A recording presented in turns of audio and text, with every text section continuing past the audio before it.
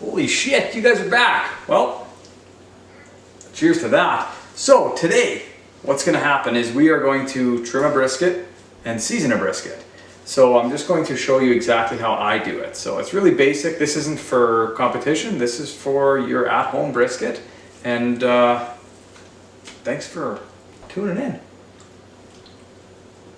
All right, I get to use my new Route 83 knife. Pretty stoked about that. So the top here, we're not going to do a ton of work to it. We are going to, if you pull up on the fat and keep pulling it, it literally comes off super nice. The sharper the knife, obviously, the better. What we want to do is take off as much of the silver skin as possible and the big chunks of fat. The rest, I mean, it can stay, and watch your knuckles. I mean, you've got more of them, but if you lose a couple, I mean, it's not very nice. So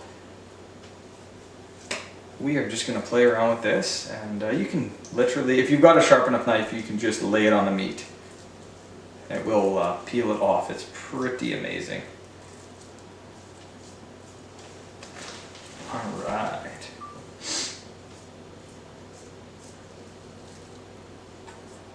Get a good chunk off. Toss that. There ain't no use for that kind of stuff.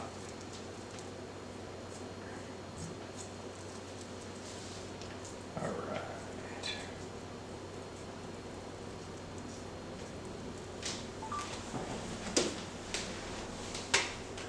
And I'm not super fussy when it comes to trimming a brisket. I just want most of the silver skin off because the rub just, it ain't gonna get through that.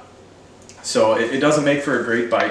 So another way to do it is to put your hand underneath and literally go under like that. You just don't want to go too deep, that's the thing.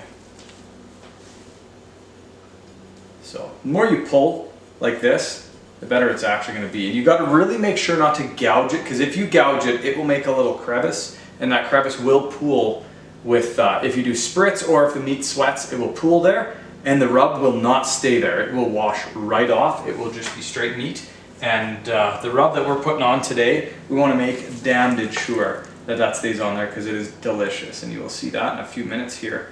So let's finish trimming the silver skin off, and then we'll flip this baby over and we will do the back side. And I'll show you how I do the fat side. So this is obviously the side that has the least amount of fat. This would be the top side.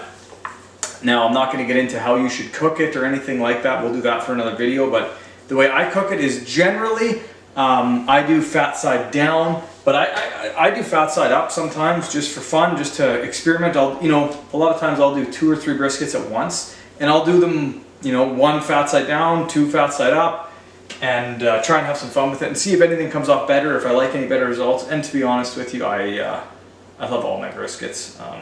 It's all about the seasoning, and I cook them on my Traeger low and slow, and they always come out delicious regardless of how I do them fat side up or fat side down. So that's up to you guys. Everyone's kind of got it in their head to do it a different way, but with a Traeger, honestly, I don't find a huge difference. I know on certain cookers, I have been told that certain methods are a lot better than others, and like I said, I only cook on Traegers. So for you guys that don't, you do it how you think it comes out best.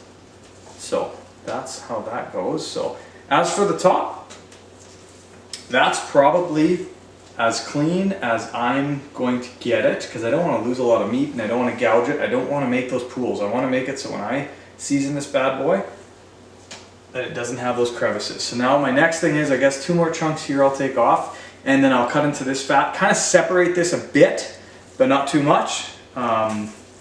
And then we'll trim up the bottom. Let's just pull off a few of these big chunks of fat here.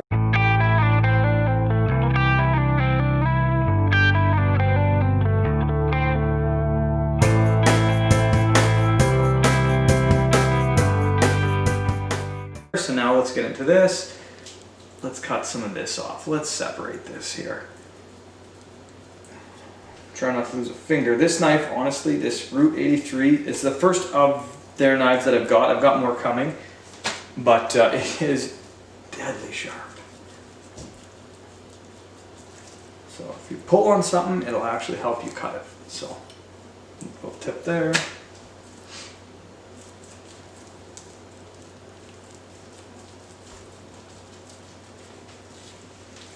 And this is just literally separating the point from the flat a little bit. So get rid of the fat. We don't need all that fat. It's not going to render down. So I know everyone's like, oh, keep the fat. Fat is flavor. Fat is flavor if it renders down. But this type of fat, this don't render down. It just doesn't. You can ask who you want. It's just ain't going to render down. So let's cut a little bit more out of the fat. The big, thick, hard fat. That is just solid fat. We don't need that. So get aggressive with it. All right, top is literally done after this cut here. Beautiful. Another little tip I'm going to give you for the brisket, lay it nice and flat. The flatter the brisket, the more even it cooks. This here is kind of like what you want it to look like. It's got a little bit of fat, but the silver skin's kind of taken off. When we season it at the end, it will stick. It'll adhere to it really well. And let's get to the back of this baby. So, a lot of times almost lost the damn cutting board. You'll have a fat cap that'll be completely covering. Now this one, the butcher already took a couple chunks off, so I don't like that at all. I like the fat cap to remain around the whole thing, at least 1/4 inch. I know a lot of guys are an 1/8 of an inch guy, but that's not me. I like a little more fat because I do generally go fat side down. So I use it as a protective barrier on the grill. So you know, I like a little more fat on mine. Just like I said, to use as a protective barrier because you don't want it to burn up, dry out, anything like that. I mean, a brisket, you cook it so low and slow that you don't want it to dry out. It's just, and it's an expensive piece. It's not like cheap like it used to be, you know. Brisket like this run you, I don't know, 70 bucks, something like that, 50, 60. It depends where you live. In Canada, I don't know what it costs, like a small child and some wampum. But, all right. Let's take a look here. Let's thin this out here a little bit. All right, we will pull back, and it just makes it a lot easier to cut through. Take the whole chunk and get rid of it. It's just isn't going to render, guys. That's just something that I've done enough of these that I just know. All right, well. See, look at that. Gone, done, screwed up right there. Damn sharp knife.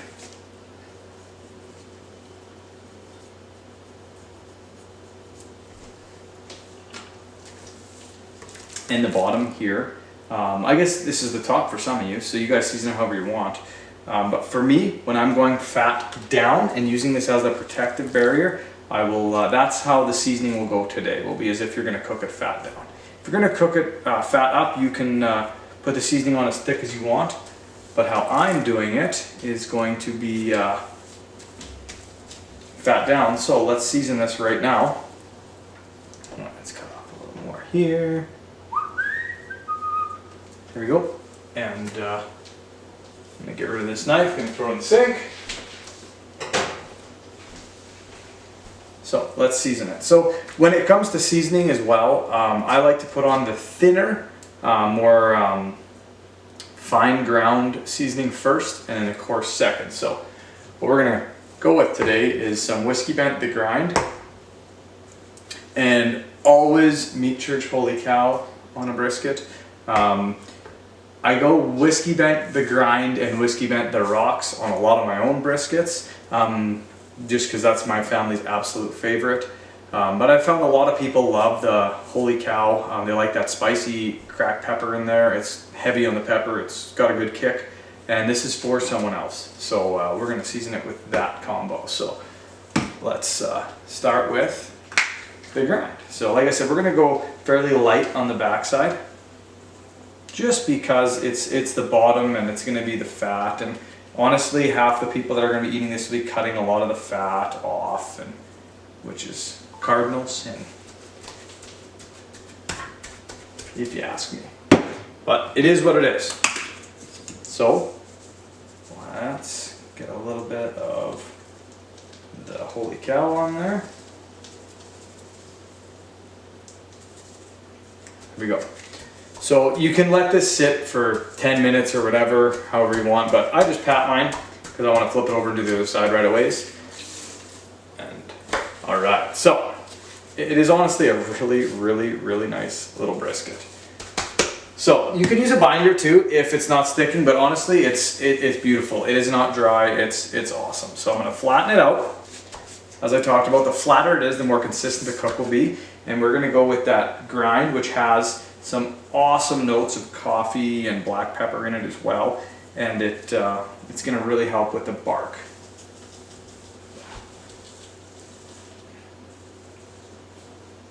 So like I said, you're gonna go a little more liberally on the top. And now let's hit it with the Meat Church Holy Cow.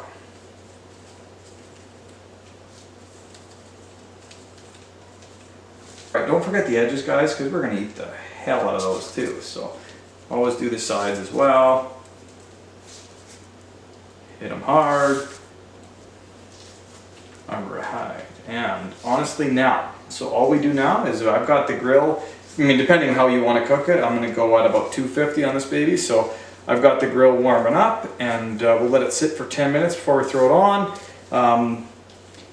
Another little thing I'll tell you is right here is where I'll put the probe in. We'll put it into the center this way, kind of into the thickest part of the meat, and that's the best way to check your temperature. We've got two different parts to a brisket. We've got the flat, we've got the point. So I always cook whole packer briskets, which this is. It's got both, they're attached. But some guys love to separate them. You can separate them now and just do these for brisket burnt ends, which is, you know, cook them to, I don't know, 190 degrees, cube them up, throw them back on in a saucepan with barbecue sauce, honey, more seasoning, and serve them as burnt ends. And then this is your slices.